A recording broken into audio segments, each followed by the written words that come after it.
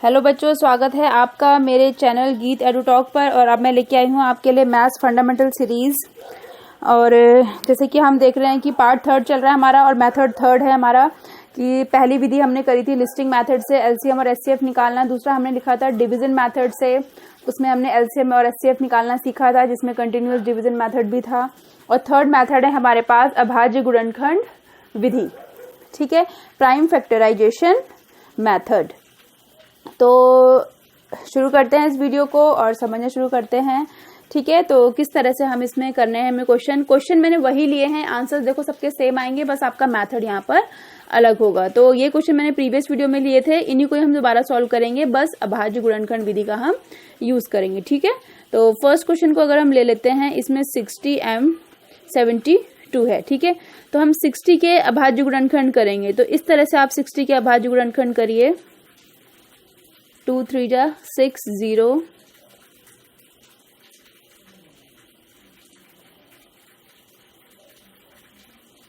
5 1 जा 5, ठीक है। और यहाँ पर ऐसे आप 72 के करिए।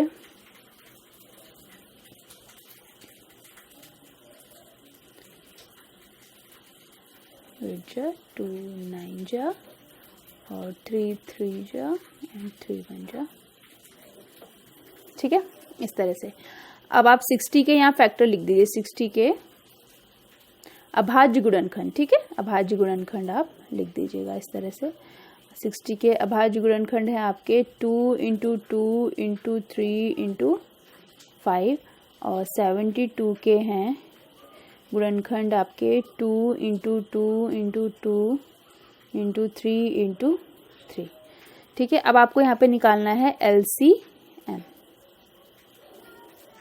तो एलसीएम में हमें क्या करना है, यहाँ पर 2 रिपीटेड है, तो बेटा पहले मैं आपको एलसीएम दिखाऊंगी इसमें किस तरह से लेना है आपको। एलसीएम के लिए ये हमने ये 2 ले लिए, तो इन दोनों को बेटा एक ही मानेंगे। अब ये 2 में से हमने 1 ले लिए। अब कौन कौन बच गए, 3 बच गया, 5 बच गया, 2 बच गया, 3 बच गया, 3 बच गया। तो अब उनको हम नोट कर लेंगे, 3 और 5। अच्छा नहीं, इसमें भी देखो ये 3 यहाँ पर भी है, यहाँ पर भी है। तो आपका कौन बचा, एक 3 ये बचा, एक 5 ये बचा और एक ये 2 बचा। अब इनको मल्टीप्लाई कर लो। 2 2 जा 4, 4 3 जा 12, 12 इंटू, और ये हो जाएगा आपका 120।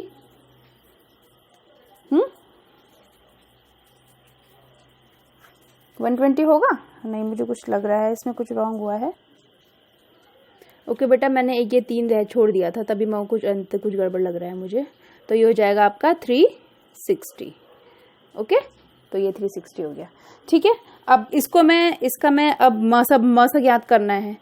तो एचसीएफ जिसको हम बोलते हैं, तो एचसीएफ में देखो एक चीज ध्यान रखनी है, मैं दोबारा लिख रही हूँ 60 के गुणनखंड, यही वाले आपको एचसीएफ समझाने के लिए, ठीक है, क्योंकि आपको ऐसे समझ में नहीं आएगा। अगली बार मैं ऐसे नहीं लिखूंगी, अगली बार हम डायरेक्ट करेंगे इसको और हम लिखेंगे 72 के गुणनखंड।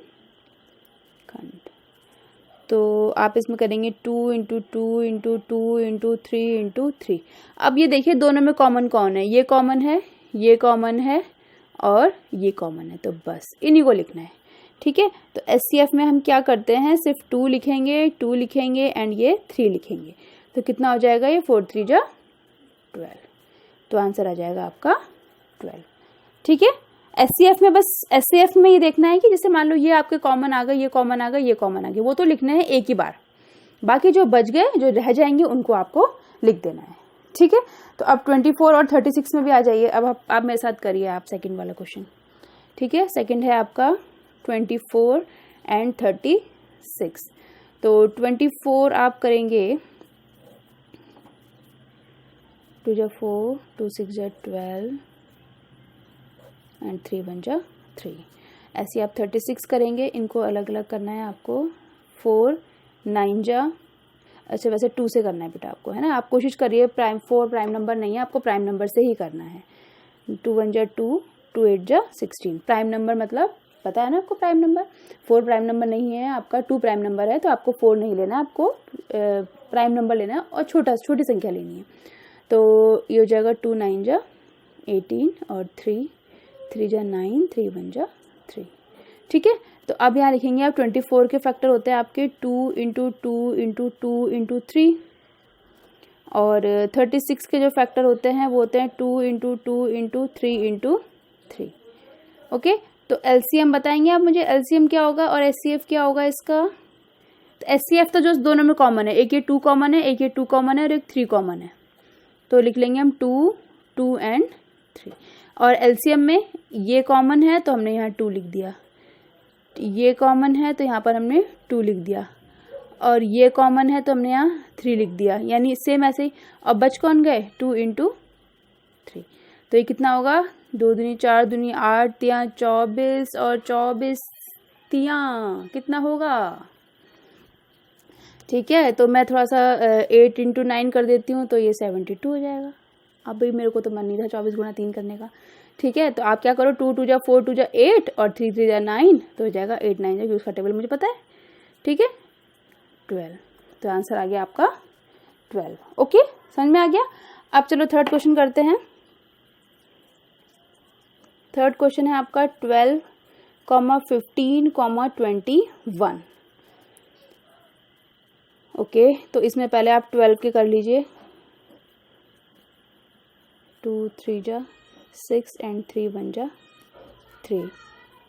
15 के कर लीजिए, 3 5 जा एंड 5 1 जा। ठीक है, 21 के कर लीजिए, 3 7 जा एंड 7 1 जा। ओके, तो अब लिख लीजिए यहाँ पर 12 के लिख देते हैं 2 इंटू 2 इंटू 3, 15 के लिख देते हैं 3 इंटू 5, और 21 का लिख देते हैं 3 इंटू 7। तो एलसीएम निकाल लेते हैं और इसका एचसीएफ निकाल लेते हैं। एलसीएम के लिए मैंने बताया था, देख लो इसमें 2 2 2 कहीं और है, नहीं है, तो ऐसे लिख दीजिए भैया। ये वाला 2 भी कहीं नहीं है तो ऐसे लिख दीजिए। ये 3 तीनों में है तो आ जाएगा। फिर कौन बचा, 5। अच्छा बेटा ये भी ध्यान देना है कि ये तीनों में भी है ना, और यहाँ पर 5 हो जाएगा और यहाँ पर ये 7 हो जाएगा। ठीक है, तो देखिए इसको 2 2 जा 4, 4 3 जा 12, 35, तो हो जाएगा 12 5 जा 60,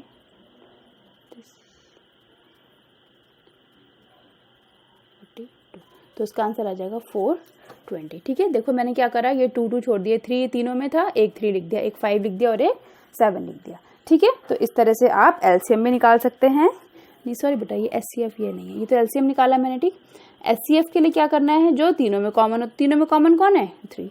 एचसीएफ तो बहुत ही ईजी है इस मेथड से निकालना, तो इसलिए मैं अगर आपको सजेस्ट करूंगी तो आपको जब एचसीएफ निकालना होगा, जब बोला आपको कोई विधि का नाम नहीं लेंगे, बोलेंगे एचसीएफ निकालो, तो आप अभाज्य गुणनखंड विधि से निकालना, और जब बोला जाएगा कि एलसीएम निकालो तो आप कोशिश करना कि भाग विधि से निकालो। तो सबसे जो इजी मेथड है वो है, और अगर उसका नाम आ गया उस विधि से करो तो आपको उस नाम से ही करना है। ठीक है, तो आई होप आपको ये क्वेश्चन समझ में आए होंगे और ये मेथड भी समझ में आए होंगे।